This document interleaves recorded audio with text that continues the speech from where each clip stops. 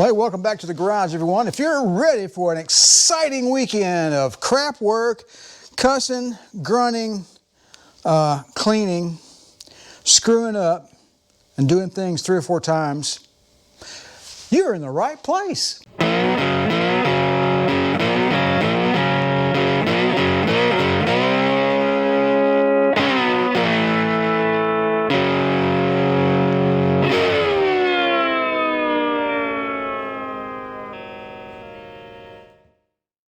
All right, let's show what we got here. We got some parts. Got the American Eagle line from, this is Champion Cooling Systems, but this is the American Eagle line. The part number here is AE161. And back here we've got transmission to radiator cooling lines, so we'll put those in as well. Over here we got something from FCP Euro. What in the world? Oh, that's for another video. You guys stay tuned for that. Okay, we got the lifters all cleaned up. I disassembled them and put them in mineral spirits and just cleaned them again, basically. Put them back together, and there they are, soaking in the VR1. So, only lost 2 of the little clips. I had to rob some from the Corvette lifters that I had left over. So anyway, let's see, what else we got? We got some ARP cam bolts because, well, I decided to upgrade. We'll have to cut these down to the proper length, however. We'll show you that later on. We got the cam shield paste in from Engine Tech, so we'll be using that as well. And over here, today's Friday, I've just been cleaning. So this is kind of crap work. Not really gonna go in depth with this, but basically, you know, toothpicks and toothbrushes and mineral spirits and rags and what all. So basically just cleaning out the lifter valley. And I'm pretty much done with that. I'm going to hit it with a vacuum cleaner next, and then that will be all done. And I think we could probably move on with the installation phase. And down here, earlier today, I was like, you know what, I got to figure out how to put that timing cover back on without, you know, dismantling the front of the car, because on these vehicles, removing the oil pan is a major ordeal and pretty much requires dismantling the front of the car. You have to drop the steering linkage to take the oil pan completely off. So what I've done is taken all of the bolts out of the oil pan except for the back 2 or 3 near the transmission, and I lowered the oil pan, about yay much, something like that. And I've got a method that I'm going to use to get the timing cover in there, and I think we can make it work. So trying to avoid, you know, crazy amounts of work here. So I know that's hard to believe coming from me, but it is what it is. All right, we got some new goodies in here from Classic Tube. These are the transmission cooler lines. That makes me think of, what's that movie? The Great Escape? Cooler! 20 days. Let's see. Can I do this without stabbing myself? Probably, but let's use a different tool for that. Or we could just rip it apart.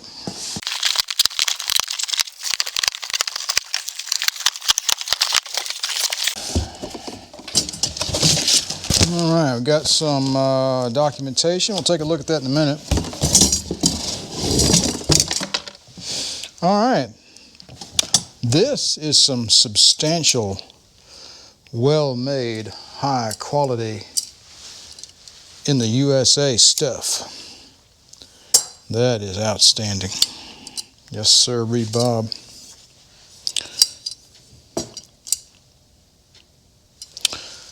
Outstanding. This was, let's see, how much was this? About $105 after taxes and shipping and all that. I think shipping was free, I'm not sure. But anyway, man, really nice looking product. Hope it fits. It'll fit. Anyway, all right, got sidetracked on that. Had to open up my new box of goodies there. We're going to set these aside. Well, just be that way. We'll set those aside, and let's see what's in the little goodie bag here. Carport Ford's made that, you know. I use it all the time. What do we got here? Important notice, inspect all packages immediately. Any damaged goods, blah, blah, blah, blah, blah, blah, to do the thing, returns and all that kind of stuff. Okay, fine. Everything looks good. Ooh, we got a sticker. Look at that. Put that someplace. Disclaimer, even though every attempt to ensure the information is complete and accurate is impossible to account for all possible circumstances. In other words, you know, they've been it the best they could. It might need a little tweaking, which is fine. See, there's the guy that did it right there. Then we got other products. Classic tube, made in USA. Lancaster, New York. Outstanding. I love good American-made products. All right, let me put this aside and let's move on.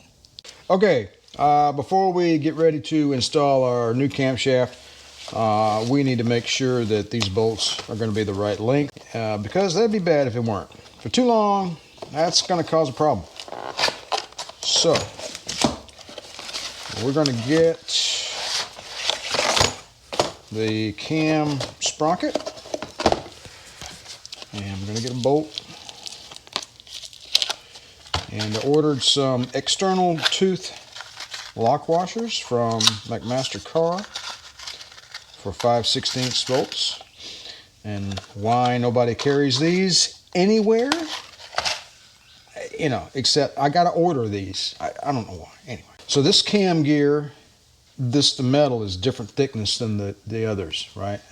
Well, the other one is really, really thick to accommodate the conventional chain, but it has a recess to accommodate the bolts, and I'm not sure. I think this piece of metal here may be a little thicker than the other one. I'm not sure. I haven't measured it, but you know, what better way to really know than to just do a test fit. So that's what we're doing.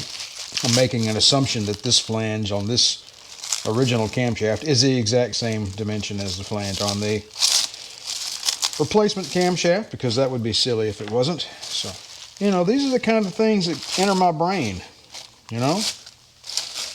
I never assume, well, sometimes I do. Most of the time I assume things are just not going to work. That's what I'm trying to say. All right, so now make believe we're installing a timing set. Probably one, maybe 1.5 threads sticking out there. Is that too much? That might be too much. I don't have a lot of room there. I may have to take a smidgen off those bolts. I mean, I can see a little bit of a gap between the end of the bolt and where the bearing race starts there. Or the bearing race, whatever you want to call that part right there. Just eyeballing, it looks like 1/8 of an inch or so, you know. But then again, if you look at the engine, the actual bearing part inside the motor is probably 1/8 of an inch inside the block. I'm going to take a little bit off. All right, I'm going over to the grinder. I'll be right back. All right, I took a smidgen off there and put a chamfer on it. So let's see what I may have to do this a couple times to get it just right. So if you cut a bolt, you know, or grind one down or whatever, you always want to put a chamfer on the end. Otherwise, you'll have a hard time screwing it into whatever you're doing, you know. I believe they knocked that out of the park. Here's one of the bolts that I made, basically just a standard bolt, you know, with a regular washer. Let's put that on there and see how that fares, just for grins. Let's see what that does. I'm not going to use it. I just want it. It doesn't even come out at all. It's still up in there. Okay, I'm going to take a smidgen more off this bolt. And then we're going to put this camshaft in this engine.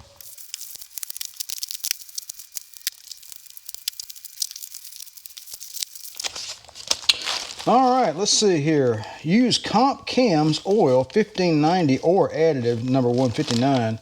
Failure to use Comp Cams break-in oil part number 1590 or Comp Cams break-in oil additive during the break-in process could result in premature camshaft failure and may void your camshaft warranty. To learn more about proper camshaft break-in procedures, visit compcams.com or call Cam Help at 800-999-0853. How about that?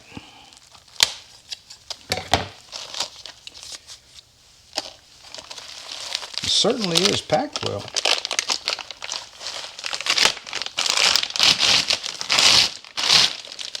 Okay. I guess that's an anti-corrosion coating because the lobes are dark. I mean, you wouldn't expect them to be shiny, you know, because it's never been run. I have an Urson cam in the Corvette. As I recall, the lobes were shiny. I'm not sure why I remember that, but it is what it is. That's what I'm talking about right there. Okay, well, make sure my bolts screw into the flange here. You don't want to get it all the way up in the motor and then, you know, then you just have to start over if it didn't work. That would not be good. Okay, this is what I'm going to do. I'm going to wrap this thing up in that green plastic, and I'm going to take it inside the house. I'm going to wash it with soapy water, and I'm going to dry it off, and I'm just going to put a little motor oil on it just to, you know, protect it, and wrap it back up, bring it back out here, and then we're going to put it in the engine. Good plan? I think so. I'll be right back. Okay, this is what I'm going to do. I'm going to put the cam shield here, and I'm going to put Lucas assembly lube here, and then we're going to get the cam into the engine this far, 2 bearings deep, and then we'll rest for a moment, and then we'll take this stuff and put it on the rest of the cam as we go, because in my mind something's going to screw up and I'll have to take it out, and I'll just have this crap everywhere. It'll just be all over the damn place. So, you know, I kind of, you know, trying to avoid a situation. So why is this bent? Why is it not starting off very well, is it? Why is that bent? Curious. It's kind of nice. Alrighty.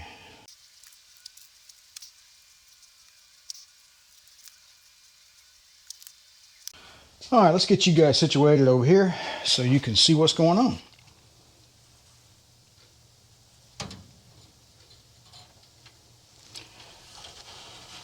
No pressure.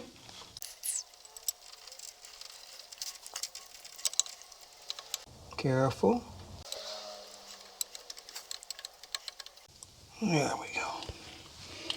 Alright, now we can put the cam stuff on the other lobes.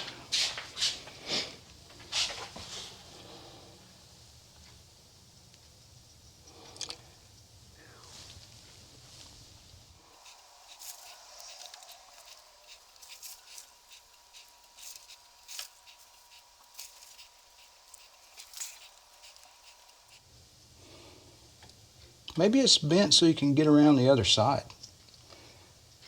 You reckon they bent it on purpose so you can get around the other side? That's interesting. Maybe they did that on purpose.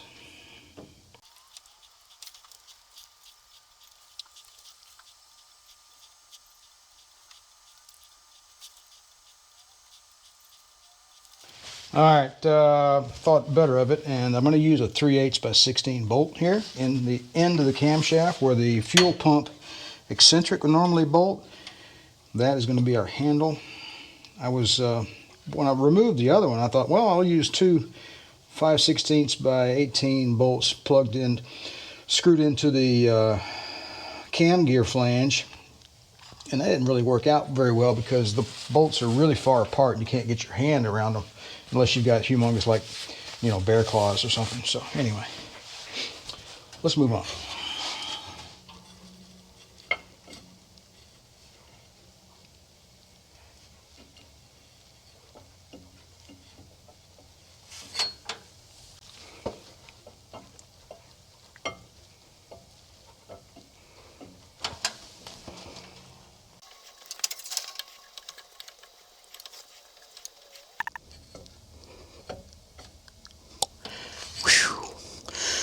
That was kind of tough.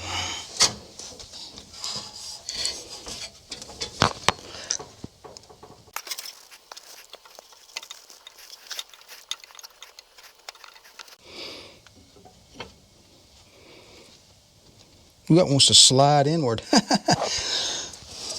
It wants to keep going. But I need to put some stuff on those lobes. I guess that's because of the angle of the engine. I suppose that's a good thing.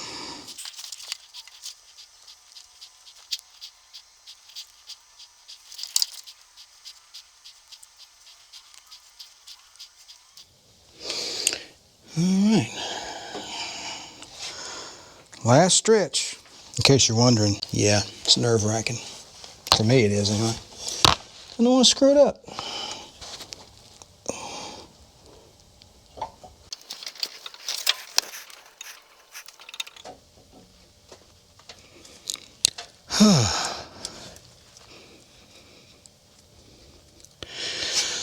Okay.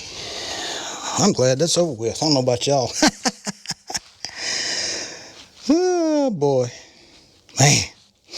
I've been dreading that. I just don't want to screw anything up, you know, because the bearings are, you know, they're delicate and you don't want to damage them. And, you know, it's only my second cam install, so, you know, cut me some slack here, okay? All right, let's go ahead and put the timing set in next. So if you saw the last video, you'd know that the triangle here on our crank sprocket is what we're going to use this go around for this timing set. This is you can select multiple cam timings with this set. So you can retard it by 4 degrees, you can set it up stock, or you can advance it by 4 degrees. So we're going to advance it by 4 degrees, and so instead of using the dot right there next to my thumb, we're going to use the triangle right there. Okay. Furthermore, the advance keyway is this one here, and it has a little, you know, sharp point in it, as opposed to the oval one, which is for retarding, and the square one is for just normal. So anyway, that's what we're going to do. So that means I got to turn my motor to make sure my keyway is in this general area here. So I'm going to do it. It's right now it's kind of like down and to the right. So let me go ahead and put a wrench on the motor and turn it just a little bit, and then we'll put our timing set on. Got the engine moved into the general direction. I don't think I did a very good job. Let's see. Where's my keyway? There it is, right there. One more final check. Yep, the pointy one. That's what we want.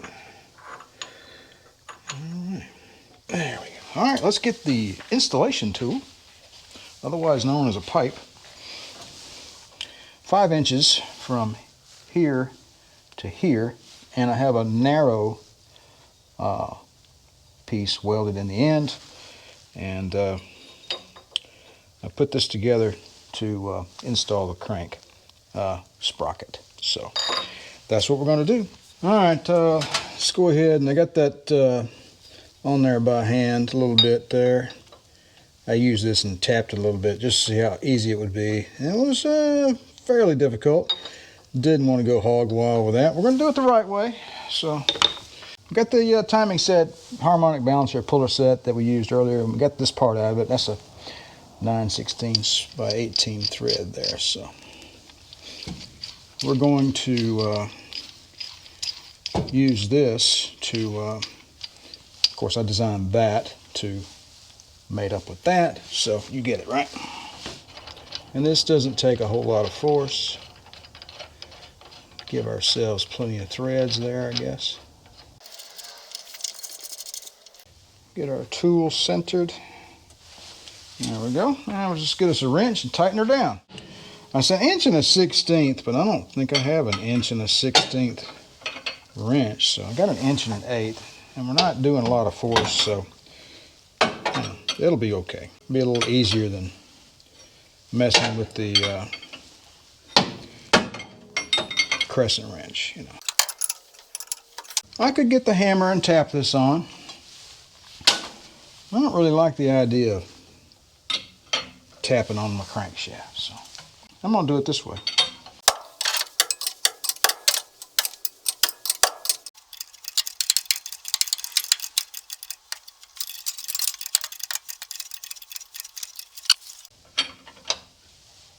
There we go. We bottomed out. All right, let's go ahead and put our crank bolt back in. All right, let's get this motor set up for the timing set installation. Get our little triangle pointed straight up. You can't see it, but hell, it's even hard for me to see actually. These LED lights are not the greatest.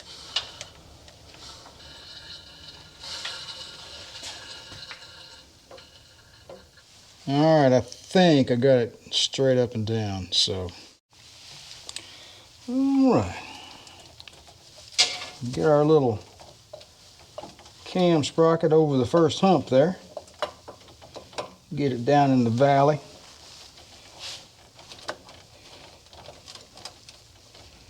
And then we're going to get it around the crank sprocket. There we go. Yeah. And got our dot pointed straight down at the triangle. And we can see if we can get our sprocket up there on that ledge on the cam. I may have to put the car in the air. I'm having to reach way over to get this done. Let's see what we got there. You stay right there. Whoops. We need to turn the cam a little bit. Come on now. All right, I think we might be able to get a bolt in there.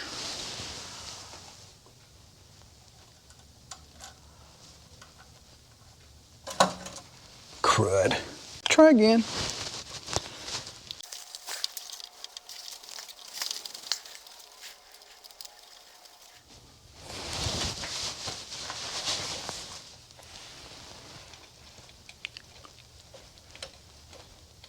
Alright, we got some bolts started. I guess we can draw it on there with the bolts. I don't reckon you're supposed to do it like that, but I'm gonna do it anyway.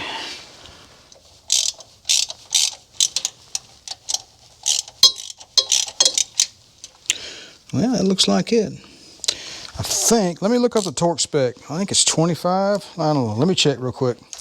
Alright, book says 18 foot-pounds, so I don't have a medium-sized torque wrench. I got an inch-pound and I got a really big one, so I need a medium-sized one.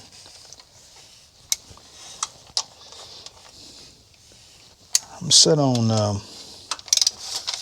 about 200 inch-pounds here. I'm just going to ease down on this rascal, a little bit at a time. See where we're at here. That's 175. There we go. Whatever 175 is, that's 14 and a half. Got 3.5 to go. 190 inch-pounds. There we go. We're gonna go easy on the old girl, you know? Just go easy on it. That's 205.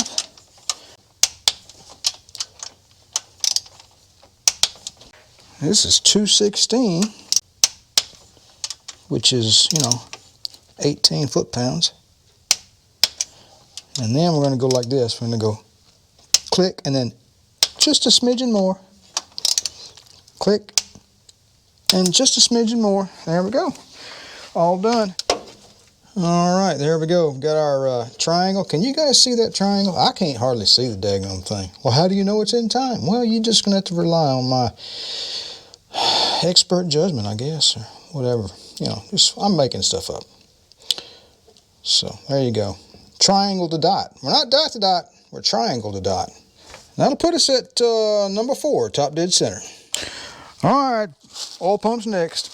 So, I just pulled this off the car, hadn't cleaned it. All I did was pull it off and wrap it up. And I think, really, the only thing I'm gonna do is maybe just wipe it down a little bit and put it back on the car.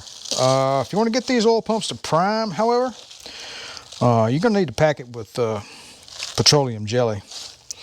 So I know that sounds silly, but it's actually in the service manual. So, and I've done this once before, and this oil system on this car would not prime until I packed it with Vaseline. And the minute I did that, boom, primed just straight away.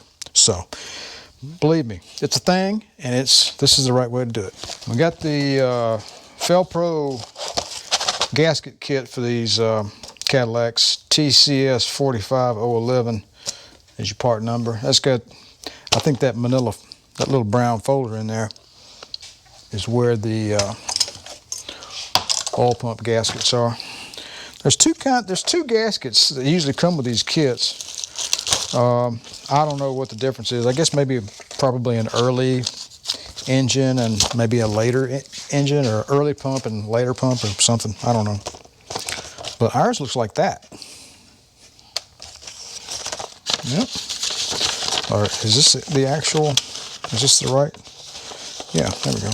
My GoPro shuts off if I have the charger connected to it and it's at 100%.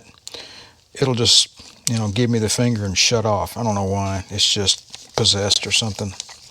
Anyway, we're packing the, we're doing the thing. We're packing the pump with the petroleum.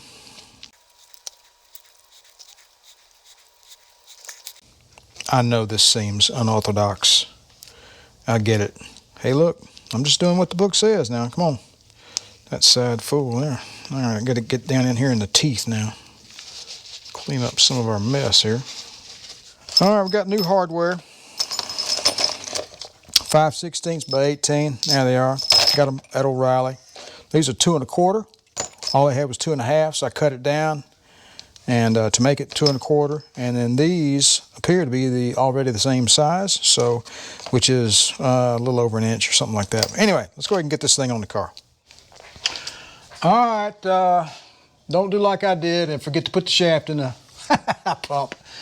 Yeah, you got to put it in there with the shaft attached. So thankfully I didn't tighten it down. I was like, oh, this ain't gonna work now, is it there, buddy? So, you know, whatever. Anyway, 15 foot-pounds on the torque on these bolts here. That's what I'm gonna do. Got my handy-dandy inch-pound wrench here. I'm not gonna take them all the way down yet. We'll come up to it in increments. Let's go ahead and get an oil filter on here. I wonder how much oil I can get in there without it spilling out. I got it. Well, let me put a little more in there. Yeah, it spilled a little bit, didn't we? That's all right. Just about a teaspoon there. I don't know if you're supposed to run good filters or cheap filters with the break-in. I'm gonna run a good one. Because cheap filters, well, they're cheap. It's a Wix, you know, I kind of switched over to this brand. It seemed to have such a good following. Seemed to be made in the USA. That's, you know, all the good stuff. Hand tight, that's all you need. All right, I went up to O'Reilly and picked up one of their fuel pumps, the Precision line. It's, you know, China, but, you know, they seem pretty good. I put one on the Corvette. But anyway, I was cleaning this pump up here that came off the Cadillac, and it's got a legitimate casting number. This may be the original pump from '71. But I was sitting here going like this. I can move it, like, you know, I can move it, which normally you have to be a Sasquatch to be able to move a fuel pump. And I could move it quite easily. And it makes that noise. And I was like, is that normal? And I looked it up online. And AI says your pump is bad if it does that. So here's the new one. And I can't even, with the same amount of force, I can't even really move it. So, which is what I would normally expect, you know. Because they're, you know, pretty doggone stiff. Anyway, so Cadillac's going to get a new fuel pump. How about that? I need to check down in here. There's a filter down in there. Just broke this loose with the impact.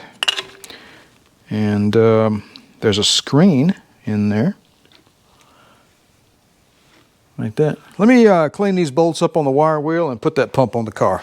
All right, there we go. Got the fuel pump installed there, minus the hard line that goes from there up to the carburetor. I'll do that later on because that'll just be in the way if I do it now. So went ahead and put in some new rubber line here as well, and cleaned up the clamps a good bit, got those nice and tight. And you know, if you put a fuel pump on one of these cars, you just Slip it underneath. Of course, I put the eccentric in earlier. That's 35 foot-pounds on that bolt. Slip this guy underneath your eccentric and put the top bolt in first and start to get it tightened down. Don't tighten it down all the way, because when you tighten the top bolt, it'll compress the pump if it needs to. And then you can pivot to this hole and slip that one in there and tighten these both down to 12 foot-pounds according to the manual. But I had to guess at that because I don't have a torque wrench to get in there. So anyway, new fuel pump. I think this was a good move because this, oh man, my bench is a mess. This thing here, for the last, I don't know, year maybe or something, when I crank the car in the morning, while it's on high idle, it would have this whine or weird high-pitched noise. I didn't really know what it was, and I thought it was probably the power steering pump. I've got a new layers pump in there, and I got Lucas oil in it. Lucas, really good power steering fluid oil, whatever you want to call it. Anyway, I thought maybe that thing was making the noise. It still could be that, but seeing as how, you know, that whistle thing there, this thing might have been howling, and I've never run across that before. You guys tell me what's going on. If you know what's going on with this fuel pump, you let me know. Comment down below and let us all know, or let me know, because I don't know much about them. Other than the fact that it's kind of like Grandma's water pump in the old kitchen. So anyway, all right, let's move on. All right, it's Sunday afternoon. We had a major power outage statewide, Alabama, and I don't know, about 150,000 people without power. Started about 1 a.m. I got the generator out about 3 a.m., cranked it up. That lasted till about 11 o'clock this morning. Anyway, so that's all done with. And trying to get back in the groove here. So anyway, I stupidly had painted the entire timing cover, which is kind of dumb. So I put the new water pump on there and marked it off and sanded off the rest. So anyway, I also got the new seal installed there. That's all squared away and ready to install.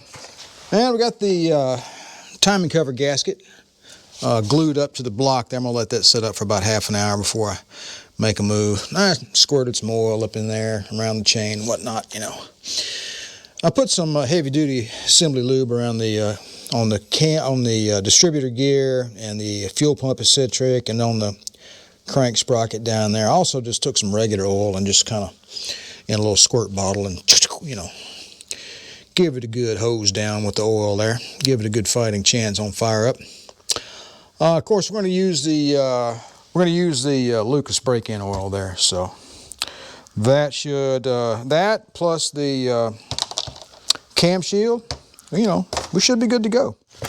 All right, I wanted to share a little something with you before we put this timing cover on the engine. Typically, you would not remove this timing cover unless you remove the oil pan, okay? According to proper factory procedure. And if you do that, you got to take the starter off, got to take the steering linkage down, got to take the exhaust system down. It's a lot. It's a lot of work. And if you want to take the oil pan off, it might help if you just disconnect the engine mounts and lift the whole daggum engine up a little bit. And then you unbolt the oil pan, get it down. You're not going to get it off unless you disconnect. Now, you guys can correct me with any special tricks you might have. You can reach up inside the motor and unbolt the oil pump pickup tube from the side. Like if you get a big enough gap, right? You can get a wrench in there and you can undo those bolts and let that pickup tube drop down in the oil pan.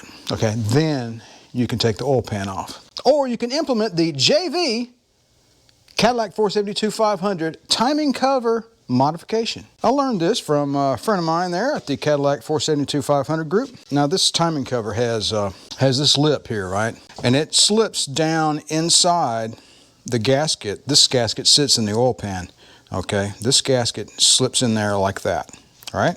So this channel right here at the factory was just cut with a straight edge, there's like a point of metal right here and right here. With the oil pan in place, you cannot get those little points of metal past the sides of the block. Now, what those little points of metal are there for, don't have a clue. Couldn't tell you. Maybe it's additional pressure for the ends of the seal. I don't know. I doubt they're that important. I really do. Jay over at Cadillac 500 Group, he's like, hey man, just slop the corners off. So I got the timing cover over on the my grinding wheel, and I just smoothed them out, and I got the little roll lock thing, you know, and I just took those corners right off, just made it smooth. Now you can slip this over the crank, and then you can kind of ease it over the top of the oil pan gasket and just slip it into place and put the timing cover on. It's easy peasy. Now, I had already gone ahead and lowered my oil pan down about 1/2 inch. With this modification, I don't think there's actually a need to lower the oil pan at all. There is an alternate thing that I discovered recently.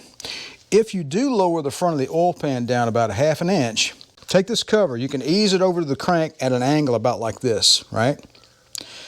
So that those points of metal get past the block.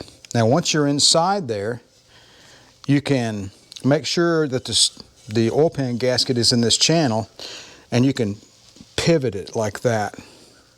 Now, I've only done this in like a test run a few days ago, and I've never really finished assembling the engine, obviously, but that did seem to work, so that might be an option as well. But cutting the corners off. Anyway, Jay, awesome tip. And it's going to help me a lot in the future if I have to take this timing cover back off of this motor, and that's probably going to happen at some point. So, all right, let's get back to the video. Let's move on. All right, I've got some ultra gray on the outside of this oil pan gasket. Don't know if that's necessary, but I'm going to do it anyway. Squeeze a little bit up in there at the end as well, so when we draw the oil pan up, that should, you know, we should get good squeeze out there. It should work all right. So let's go ahead and get our timing cover on without screwing stuff up. Tip, tip, tip. Something's going on. Must have got paint in the dowel hole. Now let's try again.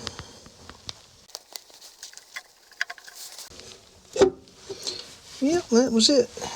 Got some paint in the hole there. Didn't want to go. All right, let's go ahead and bolt that rascal down. Yeah, I went ahead and got new hardware all the way around. Cut it to length to mimic the original bolts.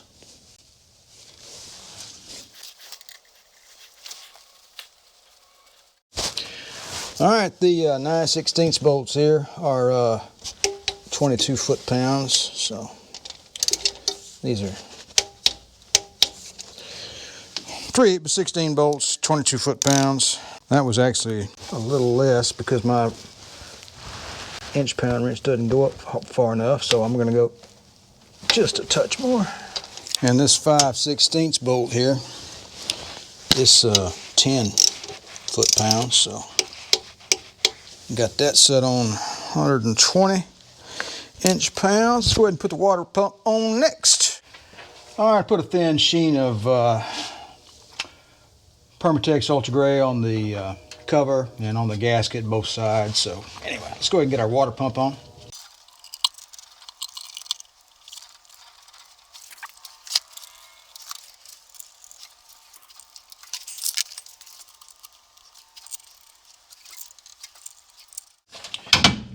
And 22 foot-pounds on the big bolts here.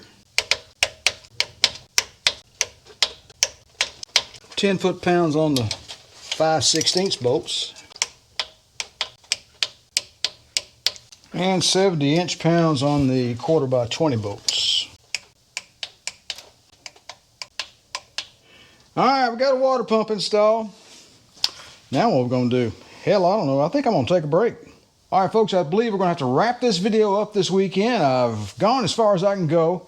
Plus I'm worn out, to be quite honest with you. Power went out in the middle of the night. Bad storms came through. And had to get the old generator out and run the backup power for, I don't know, about 8 hours. And really kind of put a damper in my whole video routine. But going forward, things should pick back up at a more normal pace. So, what did we get done this weekend? Well, got the cam installed, got all the tidbits behind the timing cover installed, oil pump, fuel pump eccentric, timing set, water pump. There was a lot of little detailed nitpicking little things that I had to scratch my head about, and how to make this work with that and all that kind of stuff, and that ate up a whole bunch of time. That and the progression of steps that I needed to follow, so I put a lot of thought into that as well. For some of the more astute Cadillac viewers, you may have noticed that I forgot to put something on the timing cover. What was it? Comment down below if you know what it was. Probably was pretty obvious. It's sitting right over there and it's waiting for a coat of Cadillac blue paint to dry. But as far as valve train goes, we still need to drop the lifters in, drop the push rods in, and go ahead and install the rocker assemblies. After that, we'll put some oil in the motor. I believe we're ready to prime the oil system after that. So those are the next few steps that we'll complete in the next video. I'd like to say that I could get this thing all back together in the next video and do the break-in and fire it up and do the break-in, but you know, it just depends, right? So, and on this fuel pump, you know, I thought it was fine. I was really quite astonished to find that. Started pumping on it and started whistling. It sounded like somebody with bronchitis wheezing every time you pumped it. And I was like, that's really weird. It's not supposed to do that, is it? You know, and I looked it up and it's like, no, it could be your pump is going bad. You should replace it. Okay. So that's what we did. I'm glad we found that. That probably would have bit us in the ass. I'm trying to take care of all the things that I can that could possibly go wrong. So we got a new radiator, we got a new fuel pump, we got a new water pump.